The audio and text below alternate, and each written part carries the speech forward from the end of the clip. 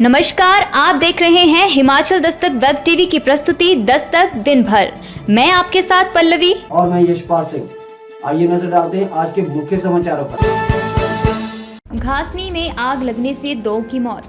भुंतर के सचानी में पेश आया दर्दनाक हादसा।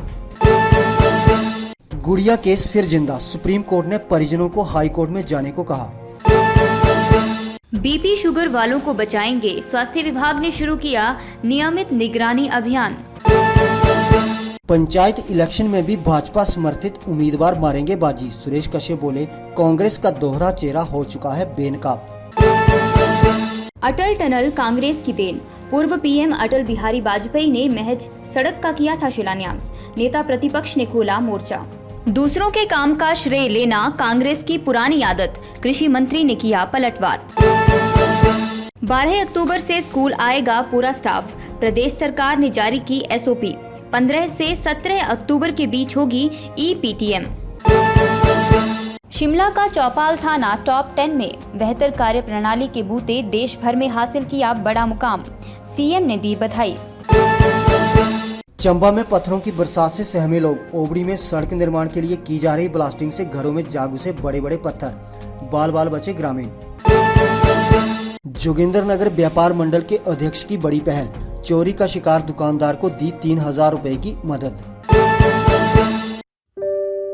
सड़क सुरक्षा जीवन रक्षा। कभी भी रैश ड्राइविंग ना करें, कभी शराब पीकर गाड़ी ना चलाएं, गाड़ी चलाते समय मोबाइल का प्रयोग ना करें, गाड़ी चलाते समय सीट बेल्ट का प्रयोग करें, 2 व्हीलर में हमेशा हेलमेट का प्रयोग करें। आइए हम सड़क सुरक्षा को एक आदत बनाएं ताकि हर साल हजारों लोगों की जान सड़क पर ना जाए। रोड सेफ्टी सेल परिवहन विभाग हिमाचल प्रदेश द्वारा जनहित में जारी। और अब खबरें विस्तार से। जिला कुल्लू की भुंतर तहसील के सचानी गांव में घासनी में आग लगने से 2 लोगों की मौत हो गई। पुलिस से मिली जानकारी के अनुसार देर शाम सचानी गांव की महिलाएं घासनी में घास काटने के लिए गई थी। इसी दौरान किसी ने घासनी में आग लगा दी। हवा के कारण आग तेजी से फैल गई। आग की चपेट में आने से एक महिला बुरी तरह झुलस गई, जिसे उपचार के लिए कुल्लू अस्पताल लाया गया। महिला की गंभीर हालत को देखते हुए डॉक्टरों ने उसे आईजीएमसी शिमला रेफर कर दिया। आईजीएमसी ले जाते समय उक्त महिला ने रास्ते में ही दम तोड़ दिया। महिला की पहचान कमलेश शर्मा के रूप में हुई है, जबकि घासनी में लगी आग से पत्थर गिरने के कारण 65 वर्षीय बुजुर्ग की मौत हो गई। जानकारी के अनुसार सचानी का वामन देव रास्ते से अपने घर की तरफ जा रहा था कि अचानक पहाड़ी से गिरते हुए पत्थरों की चपेट में आने से उसकी मौत हो गई। हिमाचल प्रदेश के बहुचर्चित गुड़िया केस में अब एक नया मोड़ आया है। सुप्रीम कोर्ट ने गुड़िया के परिजनों को निर्देश दिए हैं कि वे दोबारा से एक बार हाई कोर्ट में जाएं। अगर हाई कोर्ट में इस केस पर सुनवाई नहीं होती है तो वे हाई कोर्ट के ऑर्डर के साथ सुप्रीम कोर्ट आएं। सुप्रीम कोर्ट प्राथमिकता के आधार पर इस मामले को देखेगा। हिमाचल में ब्लड प्रेशर और डायबिटीज के करीब 11 लाख मरीज हैं। राज्य में अब तक हुई कोरोना डेथ में 70% इन विकारों से जनित रोगों के कारण है। इसलिए स्वास्थ्य विभाग इन लोगों पर फोकस करेगा। इन्हें अब हर गांव में आशा वर्कर के साथ जोड़ा जाएगा ताकि इनकी नियमित निगरानी हो सके। इस बारे में सोमवार से ही अभियान शुरू होगा। भाजपा प्रदेश अध्यक्ष एवं सांसद सुरेश कश्यप ने दावा किया है कि पंचायती राज चुनाव में भाजपा समर्थित लोग ही जीत हासिल करेंगे। भाजपा पंचायती राज चुनावों के लिए डटकर तैयारी कर रही है। कश्यप ने कहा कि कृषि बिलों पर कांग्रेस का दोहरा चेहरा लोगों के सामने आ चुका है। कांग्रेस किसानों को गुमराह कर रही है। इस कानून से किसानों का एक देश का एक बाजार का सपना साकार होने जा रहा है और पूरे देश भर में और प्रदेश में कांग्रेस केवल बिचौलियों के लिए धरना प्रदर्शन कर रही है। मुकेश अग्निहोत्री ने कोरोना वायरस काल को लेकर भी प्रदेश सरकार पर जमकर हमले बोले हैं। उन्होंने कहा कि कोरोना से निपटने का दावा करने वाली केंद्र और प्रदेश की सरकारें पूरी तरह से विफल रही हैं। उन्होंने कहा कि हिमाचल प्रदेश में कोविड-19 से मौतों का आंकड़ा लगातार बढ़ता जा रहा है। प्रदेश सरकार को मिले 500 वेंटिलेटर अभी भी डिब्बों में बंद पड़े हैं। सरकार के पास इन वेंटिलेटरों का संचालन करने वाला कोई विशेषज्ञ ही नहीं है। नेता प्रतिपक्ष मुकेश अग्निहोत्री ने अटल टनल को लेकर सरकार पर जोरदार हमला बोला है। उन्होंने कहा कि यह टनल कांग्रेस की देन है। मुकेश ने कहा कि साल 2010 में इस सुरंग की आधारशिला यूपीए की चेयरपर्सन सोनिया गांधी ने रखी थी, जबकि तत्कालीन प्रधानमंत्री मनमोहन सिंह ने इसके लिए 1350 करोड़ रुपए का बजट भी उपलब्ध करवाया था।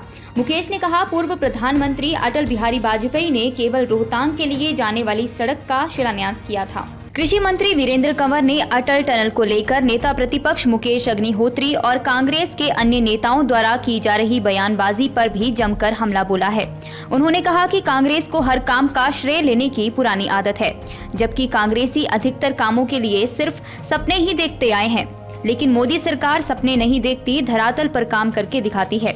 कृषि मंत्री ने कहा कि कांग्रेस के नेता अटल टनल को कभी जवाहरलाल नेहरू का सपना बता रहे हैं तो कभी इंदिरा गांधी के सपनों में यह टनल आती रही है, लेकिन सच्चाई ये है कि यह टनल कांग्रेसियों के केवल सपनों में ही रही है। इसे धरातल पर उतारने का काम पूर्व प्रधानमंत्री अटल बिहारी वाजपेयी ने किया था। 2010 में सोनिया गांधी के लोकार्पण से लेकर 2014 तक टनल का कितना काम हुआ। उसके बाद मोदी सरकार के कार्यकाल में न सिर्फ यह टनल पूरी तरह बनकर तैयार हुई, बल्कि इसे जनता को भी समर्पित किया गया है। प्रदेश के स्कूलों को खोलने के लिए केंद्र की गाइडलाइन पर प्रदेश सरकार ने भी एसओपी जारी कर दी है। इस संबंध में प्रदेश शिक्षा सचिव की ओर से जिला के सभी उप निदेशकों को जरूरी दिशा निर्देश जारी किए गए हैं। इसमें 12 अक्टूबर से सभी शिक्षक और गैर शिक्षक स्टाफ स्कूल आएगा, जबकि 21 सितंबर से जब से स्कूल खोले गए थे शिक्षकों को 50-50 के रोस्टर में स्कूल बुलाया जा रहा था, लेकिन अब पूरा स्टाफ स्कूल आएगा। इसके साथ ही सभी शिक्षण संस्थान स्कूल खोलने को लेकर माइक्रो प्लान बनाएंगे। 17 अक्टूबर तक इनका खाका तैयार कर स्कूलों को देना होगा। प्रदेश सरकार ने बच्चों को स्कूल बुलाने के लिए ई-पीटीएम करवाने का फैसला किया है। 15 से 17 अक्टूबर के बीच ई-पीटीएम करवाई जाएगी, जिसमें शिक्षा मंत्री खुद बच्चों से जुड़ेंगे और पूछेंगे कि क्या अभिभावक अपने बच्चों को स्कूल भेजने के लिए तैयार हैं या नहीं। केंद्रीय गृह मंत्रालय ने शिमला जिले के चौपाल पुलिस थाना को देश के शीर्ष 10 पुलिस थानों में स्थान दिया है।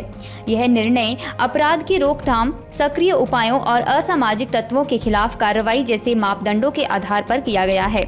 यह जानकारी मुख्यमंत्री जयराम ठाकुर ने दी। मुख्यमंत्री ने कहा कि गृह मंत्रालय के रैंकिंग इंटेलिजेंस ब्यूरो ने विभिन्न मापदंडों के आधार पर देश के शीर्ष पुलिस थानों का चयन किया है। पुलिस थानों की उपलब्धि का आकलन करते हुए मामलों के निपटान, मामलों की खोज, सामुदायिक पुलिस, बैक एंड वर्क और कानून व्यवस्था के रखरखाव को भी पुलिस थानों की उपलब्धियों में मद्देनजर रखा गया। उन्होंने कहा कि इस वर्ष नई दिल्ली में नवंबर अथवा दिसंबर महीने के दौरान होने वाले सम्मेलन में प्रधानमंत्री नरेंद्र मोदी के समक्ष अपनी उपलब्धियों के बारे में एक छोटी प्रस्तुति देने के लिए देश के शीर्ष प्रदर्शन करने वाले थानों के थाना प्रभारी को आमंत्रित किया जाएगा। मुख्यमंत्री ने प्रदेश के पुलिस महानिदेशक संजय कुंडू और पुलिस के अधिकारियों एवं कर्मचारियों को उनकी उपलब्धियों के लिए बधाई दी है और आशा व्यक्त की है कि वह अपना अच्छा काम जारी रखेंगे और हिमाचल को गौरवान्वित करते रहेंगे। जिला मुख्यालय चंबा के साथ लगते ओबड़ी मोहल्ले में उस वक्त दहशत फैल गई जब चंबा खजियार मार्ग को चौड़ा करने में लगे कार्य के दौरान चट्टान को विस्फोटक से उड़ाने पर बड़े बड़े पत्थर के टुकड़े सड़क के बिल्कुल नीचे बसे लोगों के घरों में जा गिरे। गनीमत ये रही कि इस विस्फोट में कोई जानी नुकसान नहीं हुआ है, लेकिन विस्फोट जिस तरीके से हुआ है उससे बड़े बड़े पत्थर लोगों के घरों की छतों पर आ गिरे। इस घटना में एक व्यक्ति के मकान की खिड़की को तोड़ता हुआ एक बड़ा पत्थर कमरे में जा घुसा, जिसके कारण कमरे में रखे सामान को भी भारी नुकसान पहुंचा है। प्रत्यक्षदर्शियों के अनुसार विस्फोट इतना बड़ा था कि पत्थर के कई टुकड़े सुल्तानपुर की मार्केट में भी जा गिरे। घटना में पीड़ित लोगों ने बताया कि ये विस्फोट किसी चेतावनी के बिना ही ठेकेदार ने इस्तेमाल किया है। इसी के चलते मोहल्ले के लोग घटनास्थल पर इकट्ठे हो गए। मौके पर पहुंचे एसएचओ सकीनी कपूर ने सारी घटना का निरीक्षण किया और लोगों को समझाते हुए रास्ता खुलवाया। इसके बाद पीडब्ल्यूडी के अधिकारी भी मौके पर पहुंचे और घटना में हुए नुकसान का आकलन किया।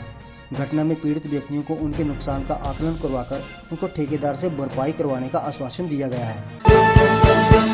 जोगिंद्रनगर व्यापार मंडल सदैव व्यापारियों के दुख और सुख में साथ खड़ा है तथा व्यापारियों के हितों की रक्षा के लिए सदैव तत्पर है। ये बात एक बार फिर से साबित करके दिखाई है जोगिंद्रनगर व्यापार मंडल के अध्यक्ष अजय धरवाल ने। बताते चलें कि पिछले दिनों टैक्सी स्टैंड जोगिंद्रनगर के साथ छोटी सी चाय की दुकान चलाने वाले व्यापारी जगदीश सिंह की दुकान में चोरी हो गई, जिसमें उनका 7-8 हज़ार रुपए का नुकसान हो गया।